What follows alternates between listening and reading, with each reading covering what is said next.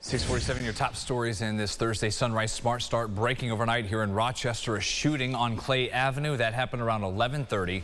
Police tell us in the update this morning the victim, a 40-year-old man, has serious injuries but is expected to survive. No arrests have been made. If you have any leads that can help with that investigation, you're asked to please call 911.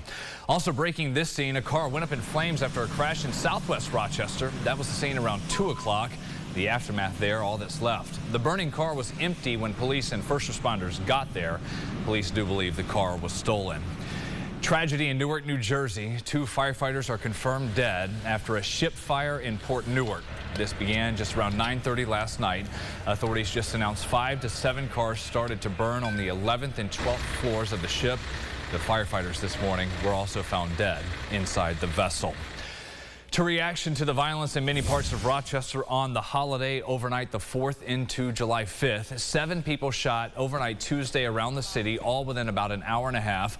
There was also a woman in another crime case rushed to the hospital after getting hit with a machete. All of these victims are expected to live. Still leaves local leaders scrambling for answers and solutions. Police tell News 8 violent crime has actually gone down when you compare it to last year. Lieutenant Greg Bello also explained some of the work happening behind the scenes. We have an ATF agent on call 24 hours a day. So when we get a gun arrest, we're able to contact that ATF agent right away, evaluate that gun case, work with the U.S. Attorney's Office, and decide right then and there, before arraignment in the morning, before charges are filed locally. Major crimes again down. Car thefts and break-ins, though, way up. Most recently, Werner Park in the East District of the city, a string of break-ins overnight into Monday. That was the second time that neighborhood has been hit in just a few weeks. Dozens of cars damaged. Council members we're hearing from agree the problem is widely among kids. Mary Lupian serves that area where the break-ins happen. She says, as something to blame, the pandemic took away a key safe space from young people: school. The trauma that has been experienced by many of our young people, I'm not all that surprised that we have 12, 13-year-olds acting out in the way that they are. They're telling us with their actions that they're not okay, and it's hard not to listen. She also tells us these car companies are at fault, which is why the city is embarking on a lawsuit to recover financial damages. City officials say they will keep waiving the $40 daily storage fee at the auto impound lot. That's for Kia and Hyundai owners, and it's only for up to 5 days, and it does not include towing costs. An update from Wayne County: an ATV crash in Butler this week. State troopers tell us the 13-year-old driver is in critical condition. He was flown to the hospital after troopers say the teens ran off the road Tuesday night on Bassett Road and then went down the embankment. Another 13-year-old, the passenger, is in stable condition. Looking ahead, starting tomorrow, Rochester Regional Health will no longer require employees to be vaccinated for COVID. This comes as the state health department repeals the mandate statewide. RRH also mentions those who left after not getting the vaccine are welcome to reapply for open positions, and there are many. Public Health Commissioner Dr. Mike Mendoza says the vaccine rule was lifted for a reason, and that's mainly to deal with the need to get medical workers back on the front lines.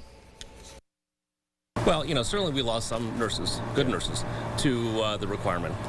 It's unfortunate, but here we are. I think we now have a chance to bring them back. But the reality is that the pandemic uncovered a lot of other healthcare needs that increased demand. So, apart from the loss of workforce, we saw an increase in demand for a whole variety of inpatient, outpatient, ancillary services.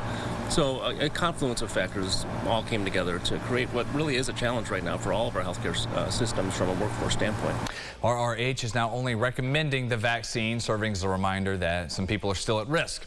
Dr. Mendoza adds COVID is still here to stay and people can get quite sick from it, but this is nothing like it was in the middle of 2020 and 2021. If you're looking for a job, maybe considering becoming a sheriff's deputy or starting a new career in public service, New York is offering an incentive. Fees as of now are waived for all state civil service exams. A critical need lingers for employees in the public sector. That's why they're doing this. The health department for the state alone is looking to fill 1,500 jobs in a wide range of areas. Before the fee waiver, these exams could cost you $20 to $40 to take. The state is also updating the way testing is done for some exams. We shifted some of our most popular examinations to training and experience, which allows individuals to take them on the computer. Some in the comfort of their own home, where we open it up and they have a time span to take it usually like a 30-day time span to take it.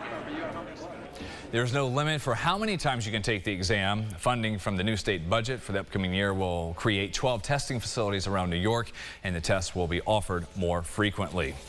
In Shortsville, community members came together, pausing to honor one of their own, U.S. Air Force Staff Sergeant Corey Wade. He was found dead in Arizona last month after disappearing during a training exercise. His family yesterday gathered at Red Jacket High School for a memorial. Those in attendance reflected on who Corey was as a person, brother, son, and friend. Good kid. Oh, absolutely. A real good kid. Service member. Yeah. He's a warrior.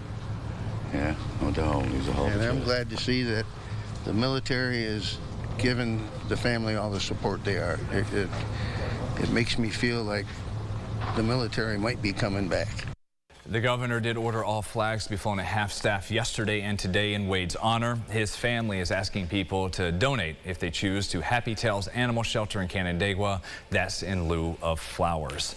6:53. Let's talk about your weather for today with meteorologist James Gilbert. It's going to be hot. We have that advisory, which is standard for a day like today, but we haven't had a day like today, really, James. No, right. We're really behind. This is due to have one of those hot days with numbers in the 90s. I do think we get there. Heat advisory in effect for most of the region. That's through this evening. It is warm now. It's going to be warm this afternoon.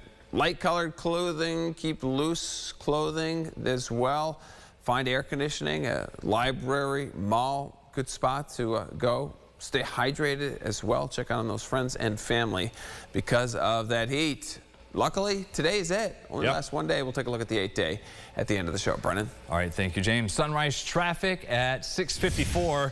In terms of accidents, nothing to pass along to give you a heads up or any detours. But keep in mind, now that we're well off the holiday, a lot of the state road and bridge construction projects will resume. So please slow down when you're passing through the work zones lined with the orange cones. Weekends and holidays are very busy times for parks around the country. Rochester, the same story. The Parks Department tells News 8 it brings in all staff to help with the cleanup, especially following the big fireworks show. You can help as well by doing the simple thing, which you should be doing, cleaning up after your picnic. I think we have ample trash cans out in our parks, especially our busier parks like the beach, Cobbs Hill, Genesee Valley Park. I think, you know, where the public can really help us out when they're using our parks is just to utilize those receptacles, you know, bag up extra stuff, bulkier items, and place them by the receptacles. That really helps us speed up the cleanup time and be able to kind of grab everything that's there without a lot of loose scattered litter around. Crews have 900 acres of parkland to maintain throughout the city. $1 billion up for grabs right now with no recent winners. The Powerball jackpot is up to $590 million. Mega Millions, $430 million or so. The next drawing for Powerball is Saturday night because no one hit it last night. As for Mega Millions, that drawing coming up tomorrow. Good luck.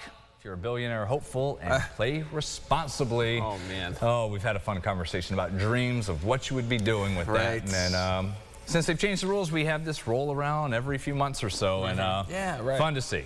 Does seem like that. They really start to build up. Yes, and yes. You get itchy? You think about vacation plans because it's summertime? Yes. Right. You want to get a new boat, beach house. Yes. Boats and beach houses. Yes. All those things that sound lovely. Today is a day. Numbers in the 90s. We want to think about where we can find some water. Yeah. Tomorrow, scattered showers and thunderstorms. Not a washout of a day, but we have a couple of rounds. One in the morning, then one in the afternoon. But again, a lot of the days dry. And then Saturday, let's circle that one. Looks great. Looks great. Nice and cool as well compared to the 90s. Thank you, James, and thank you for watching us here at News 8 at Sunrise. CBS Mornings coming your way. We're back here at 7:25.